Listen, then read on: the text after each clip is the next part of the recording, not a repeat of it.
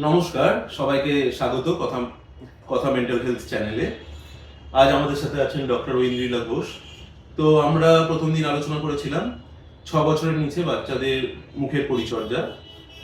আজকে আমার প্রশ্ন ওনার কাছে, আশা করি এই প্রশ্নটা সবারই আছে, যে কি কি খাবার দাবার আমরা খাবো আমাদের দাঁত বা আমাদের মুখের হেলথ বজায় রাখতে, জিভ, ঠোঁট, মাড়ি, আর কি কি খাবার অ্যাভয়েড করবো।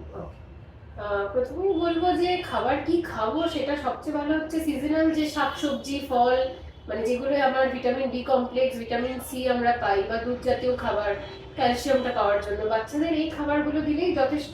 ছোট ছোট টুকরো করে অ্যাপেল দিতে পারেন। তাতে কি হয়, বাচ্চার দাঁতে যে মানে আমার শক্তিটা দাঁতের বজায় থাকে, তার থেকেও বড় কথা ওদের একটা চেবানোর যে হ্যাবিটটা সেটা তৈরি হয়। কারণ অনেক বাচ্চাই এখন দেখা যাচ্ছে যে নরম খাবার এত বেশি খেতে অভ্যস্ত, এই শাকসবজি, ফল এগুলো কামড়ে খাচ্ছে না তারা।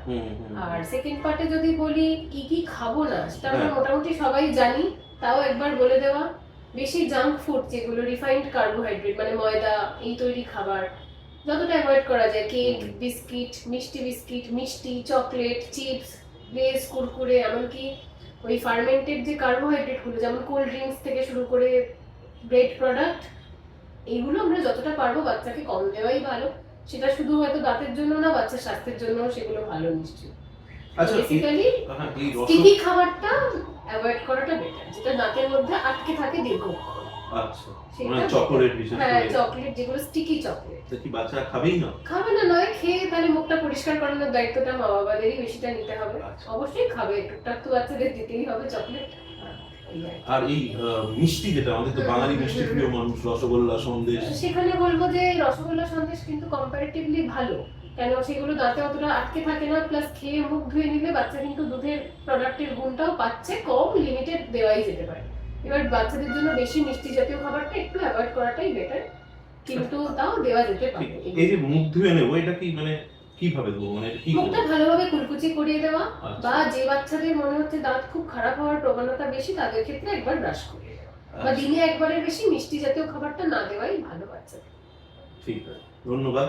তাহলে আশা করি বোঝা গেল যে ফল মূল, শাকসবজি এগুলো খেতেই হবে।